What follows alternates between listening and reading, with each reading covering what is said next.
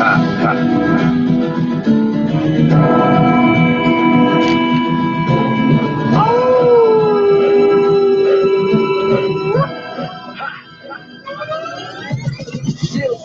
feel the wars, fighting my blood, that's to the core. Warriors, medieval age, fear the reign of nights or days. Crusades into the room, moving through the temples and tombs. Scared of place, prepare to face. Professor Awesome and the minions of doom. Professor Awesome and the minions of doom. Professor Awesome and the minions of doom. Professor Awesome and the minions of doom. Professor Awesome and the minions of doom. Professor Awesome and the minions of doom.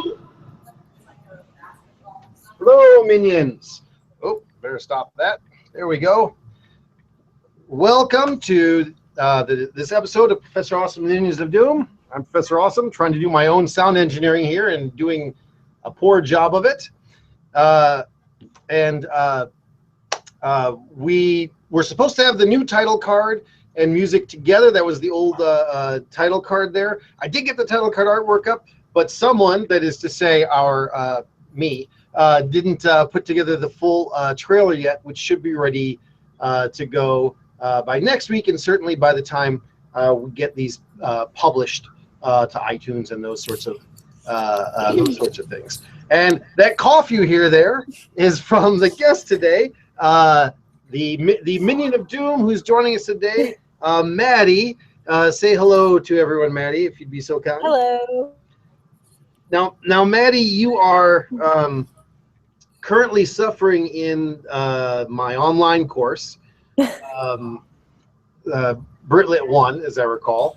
And yes. This is not the first time you've had to endure something like this, is it? So you had another, what was the other class you had with me? It was World Lit 1. That's very sad. That's very sad for you indeed. I enjoyed it. If you would like to suffer in the way that Maddie has really endured suffering here. We do have, of course, Troy University, we have our brick and mortar classes where you can come to a classroom and see me act a fool there. If you would like to see me act a fool online, though, we also have online classes. Just go to troy.edu and you can find those. And there are real professors and real students doing both. I'm not sure I'm a real professor or Maddie's a real student, but we are doing both of those things. And you are in a hotel right now, which is why there's all the talking in the background. What are you doing? Where are you and what are you doing? It is not the hotel I'm staying in. I'm in Panama City Beach right now for 2 months, and I'm doing Summer Beach Project with Campus Outreach, and it's Troy students and South Alabama students together, and we're actually staying at a hotel down the street, but it doesn't have Wi-Fi that works frequently, so I've come to the lobby of some random hotel hoping I don't get kicked out. We all have to get full-time jobs while we're down here, and I'm working at the Holiday Inn. And so my nickname is now Fruit Ninja because I slice fruit all day in the food prep area. So just got off work before I came here. So just to be clear, in order to appear here, you are stealing Wi-Fi right now. Yes, I am. And ladies and gentlemen, that is the way the Minions of Doom roll. Yes. So I'm a dedicated student. Right. They will pillage anything that they need to achieve their goals. And I understand that that the leader that you're working under is one Mr. Ty Jordan. Is that right? That is correct. Yes, I'm familiar with Ty Jordan, and I just have to. I just want this to go out the internet, just to know that Ty Jordan learned everying he knows about everything in life from me. Really? So, yes, everything he knows he learned from me. Fascinating. Yes, so we'll let him know about that. Okay. I'll make sure to tell him you said that tonight. Yeah. Oh, we had a little bit of business before we get started because I want to show off my title card because I didn't get to show it off. Let me show off the new title card here using screen share. Won't this be fun? So there we go. Oh, there we go. Ooh, there's the new title card. Amazing. Thank you. This was prepared by an artist named Susanna McQuitty, who is also a Minion of Doom. Thanks for that, Susanna. And we will. Okay, there we go. Okay, so, and the other thing is, if you are watching live, you can make comments in the chat box. I know most people who I've talked to don't actually do it through Google Events. They usually are watching live on YouTube. So if you would like to make comments live or questions, you can just tweet at me at rsnokes. And if you, for some reason, can't get that and just want to hashtag Prof Awesome, I should be able to find that as well. Okay, so this week we are doing Beowulf. Now, what was the class you had with me before? That was World Lit? It was World Lit 1. And so we did Beowulf in that class. Yes. But we did it in kind of a different, a less in-depth way than we'll do it in a class like this, because this class is that you're taking with me now is British literature. Did you learn anything about Beowulf now, having studied it with me twice? I guess that long pause means no. Well, I think it was interesting having watched the mini lectures about just the language, like the old language, and how it's just where it came from and everything, the Old English and then the Middle English and everything. And then reading the Anglo-Saxon poetry before Beowulf kind of was like a good, I don't know the word for it, but it was cool reading those first and then reading this, because they were both poems and just kind of seeing the similar themes, I guess, of the Anglo-Saxon culture. Now, are you going to be, are you now going to study Old English and learn that as a language? Well, I have to take history of the English language, so is that something I'll be learning in there? Gosh. Well, you will have to take history of the English language. You may or may not. Well, we won't actually learn. We won't actually learn Old English in that class. Oh, okay. We will instead be. We're not actually going to learn Old English in that class. We'll talk about Old English. We'll talk about a few words, but that'll be about it. Well, then that'll probably be the extent of my studies of it then. Well, if you are interested, you meaning the ethical you, not particularly you, Maddie, there's a book I really recommend, Drought's Quick and Easy Old English. It's like, I think $4, $3.99 on Amazon. I edited it. Michael Drought and Bruce Gilchrist put it together, and it's super popular. And it is about as quick and easy as you can get for learning a dead language. It is, I should say, relatively quick and easy. But he does get you quickly into kind of practical aspects. But enough about that. Let's talk about you know, in the pre-show, you were talking about The Hobbit a little bit. So tell me a little bit about The Hobbit and how all this had you thinking about that. Well, the main thing that reminded me of The Hobbit was the whole scene with the dragon. It just reminded me of Smaug from The Hobbit, how he was sleeping, guarding the treasure and everything, and then he gets woken up and just pretty pissed off, and he is defeated in The Hobbit as the dragon is defeated in Beowulf as well. So I just saw a lot of similarities there, because it was similar in Beowulf, because same scenario, dragon was guarding a treasure and he was awakened and then he was defeated by Beowulf. Yeah, and you know, Tolkien was J.R. Tolkien, who wrote The Hobbit, he was a really, really important scholar in his day, and he was super important in the history of people studying Beowulf. He probably wrote the most important essay ever about Beowulf, called Beowulf, the Monsters and the Critics. I don't know, I didn't intend to talk about Michael Drought, but actually Michael Drought, the guy who wrote Drought's Quick and Easy Old English, he edited the edition of that you can buy now if you want to read Tolkien's work on that. This episode apparently brought to you by Michael Drought. He used all these sorts of things. And so after you've read Beowulf, if you go back and you read The Hobbit, you start to see things like, the dragon being awakened by the stealing of the cup. And also there are these other kind of weird little, medieval scholar jokes. One is there's often this association between Beowulf and bears. One of the theories about the name Beowulf is that it means something like Beowulf, as in B-E-E, as in bumblebee, Beowulf. And the idea is that Beowulf is somehow associated with the bear. And there are these stories, these old folk tales that we call the bear son stories, and that somehow Beowulf is a version of that. And of course, there's a character who's really similar to that, and that would be Beorn, the character in The Hobbit. And he's got these he's got kind of like a mead hall kind of setup that the dwarves go into. I guess I don't have to call this a spoiler. If you haven't read The Hobbit now, these many decades later, you might want to get on that. Right. So there are all these sorts of little references to lots of medieval literature, and the most obvious one's Beowulf. And there are lots of those in there. So another similarity I could think of would be the way Hrothgar passes down his sword to Beowulf. Gandalf actually gives Bilbo a sword in The Hobbit as well. Yeah. Well, you got really interested. You were telling me before that you got really interested in swords, and tell us a little bit about why we should fear you, the fruit ninja. You do wield blades yourself in your everyday life, so tell us, fruit ninja. Tell us about the swords.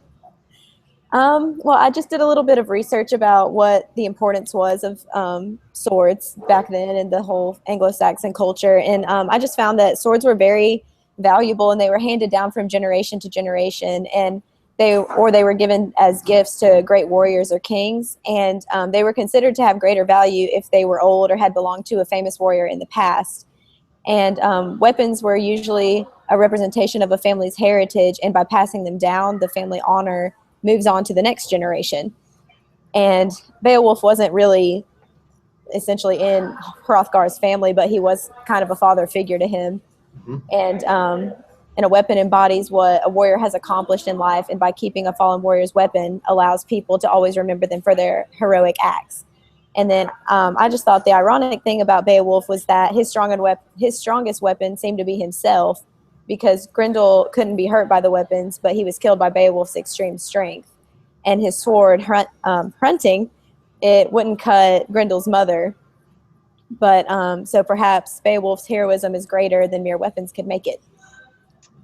So how long did you practice saying Hrunting? Was that anything that you worked on Hrunting? saying? Yes. No, just when I asked you before. Just making sure I was pronouncing it correctly. You did a pretty good job at that. That was pretty. I stumbled. Now, and also before the pre-show, I asked Maddie what I should call her, and she said Maddie. She said, "Do I need a cool nickname?" And then later on, after I've introduced her, she announces she's the Fruit Ninja. So I will only refer to you as Fruit Ninja for the remainder of the netcast. Fruit Ninja works. Yeah. So. Fruit Ninja is, just so you know, Fruit Ninja is a total nerd, which I think is already obvious to everyone involved. In that she asked, "Do I have to do a discussion board post if I do the netcast?" I said, "No, you only have to do the ones about the netcast this week. You can skip the other ones."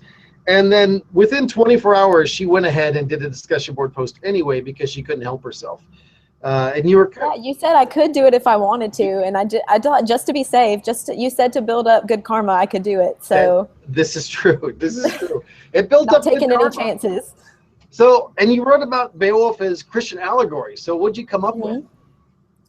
A lot of things.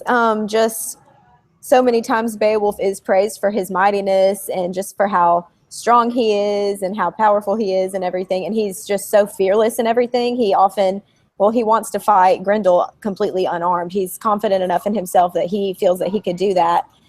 And so, but of course there's limitations to him as a Christ allegory because he is so boastful.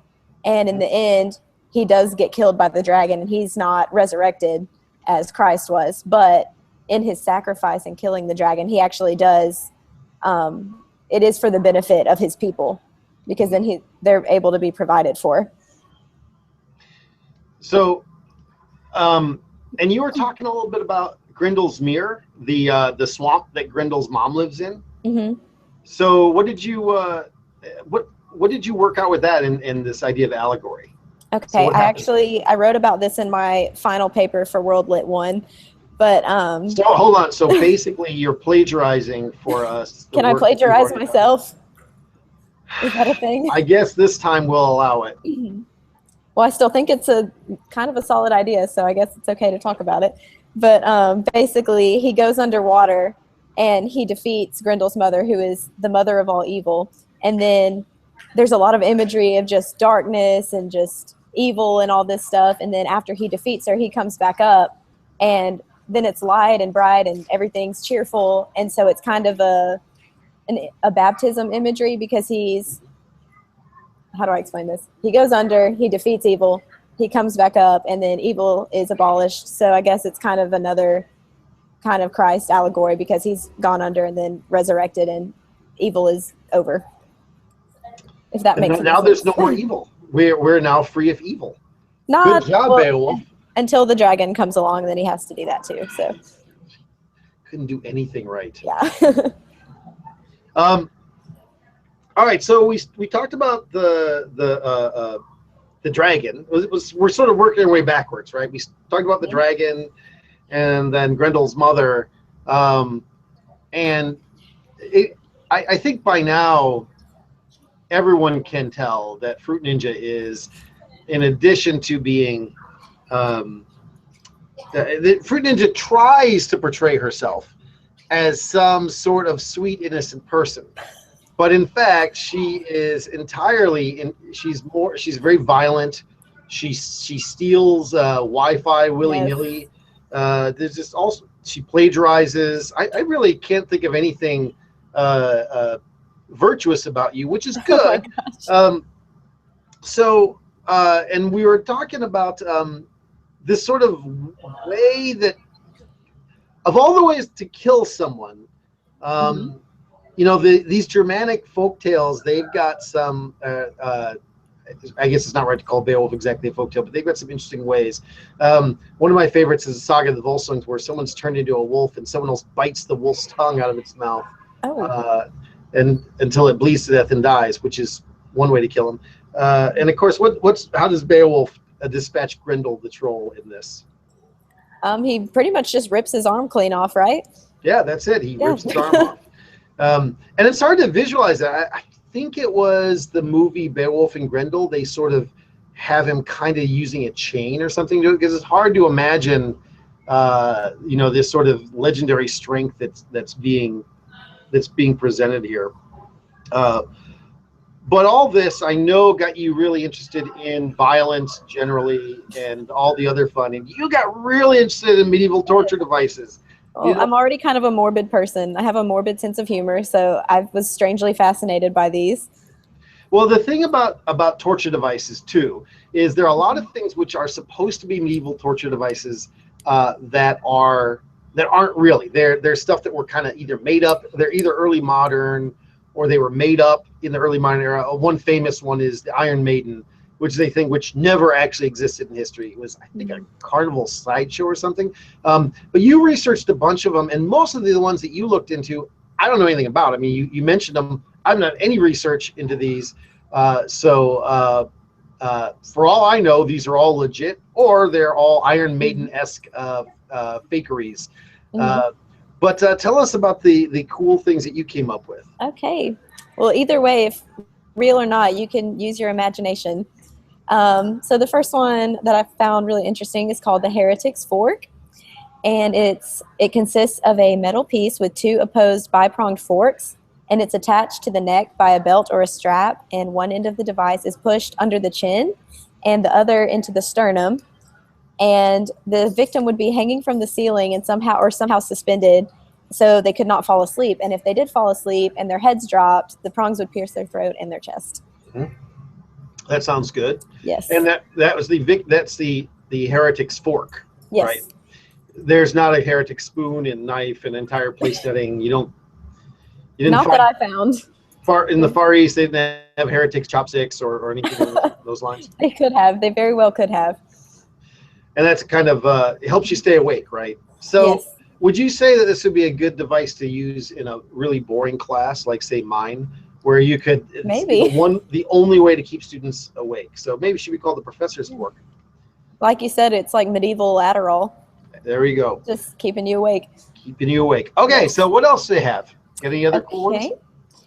There's the rack, which is designed to dislocate every joint of the victim's body, and it's believed to be the most painful form of medieval torture.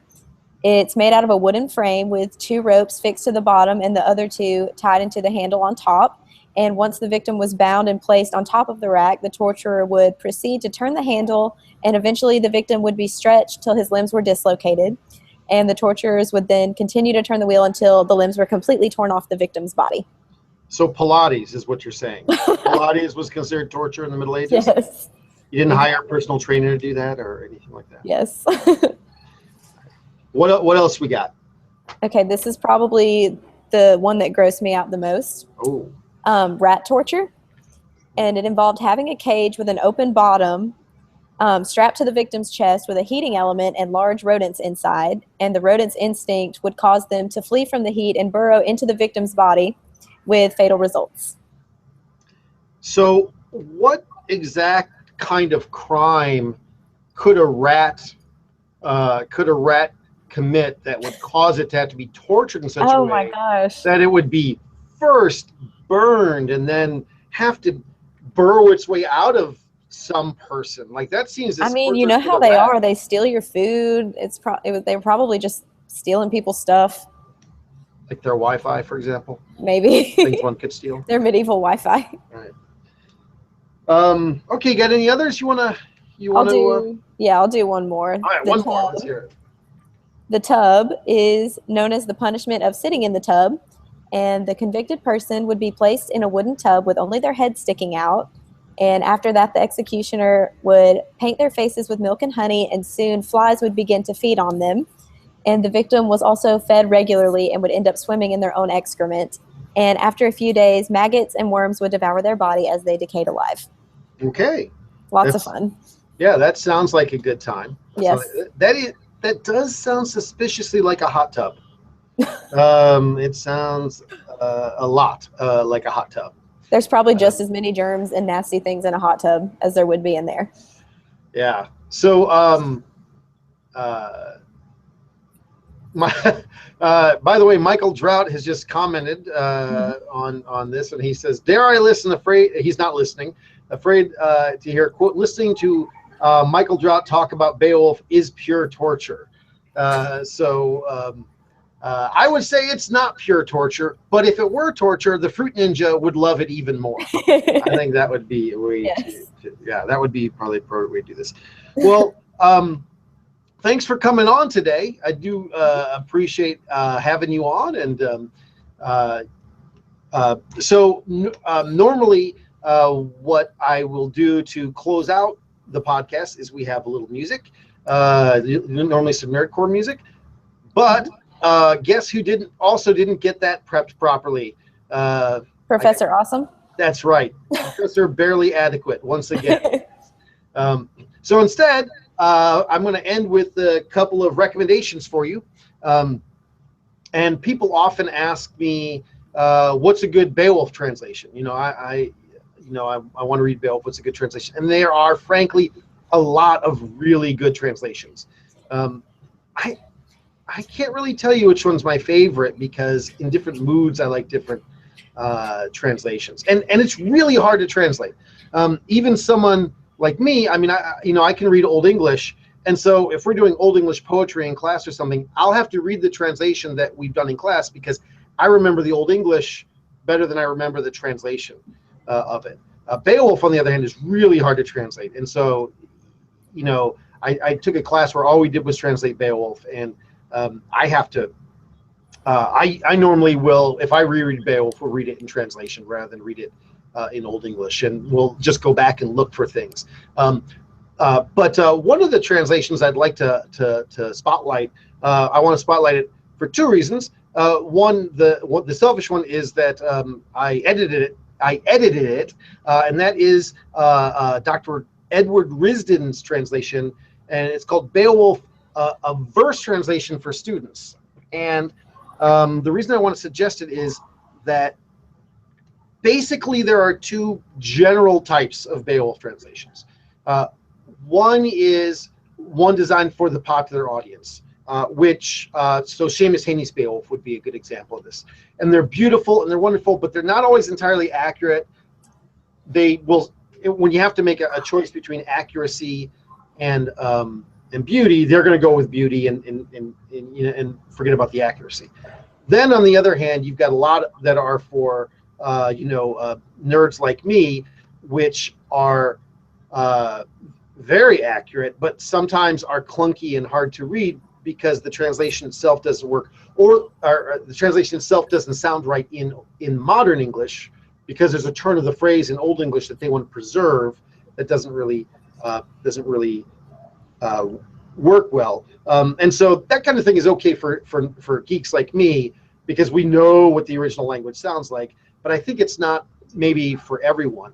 And I guess the subtitle of Risden's Beowulf, a verse translation for students, is a verse translation, and it's intended for students. So there's this idea that he's going to try to make it as beautiful as possible while still getting as much of the accuracy that a student needs and the notes that a student will need without overloading them with lots and lots and lots of notes. So like this would be Kleber's Beowulf. If you've read Beowulf, you might think, Beowulf is not that thick. Not by a long shot. Beowulf is something you could read in an hour.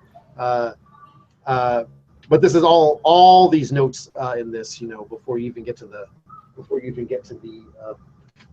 translation.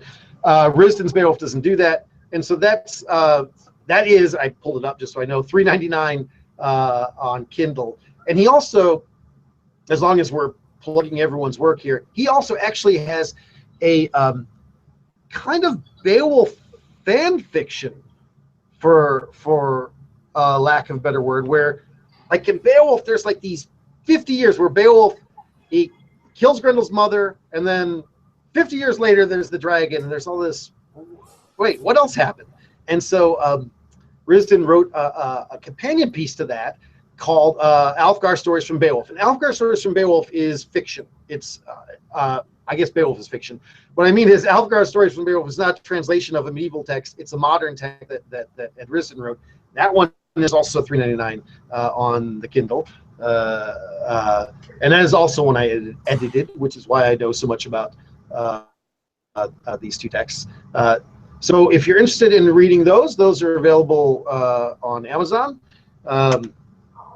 If you're interested in Michael Drout's work, again, that's called Drout's Quick and Easy Old English, for those of you who want to know that. And boy, all I've done all this time is plug everyone else's work. So since I don't have outro music today because I didn't prep it, Fruit Ninja, would you like to leave us by singing a song for us? Not particularly. I didn't think so.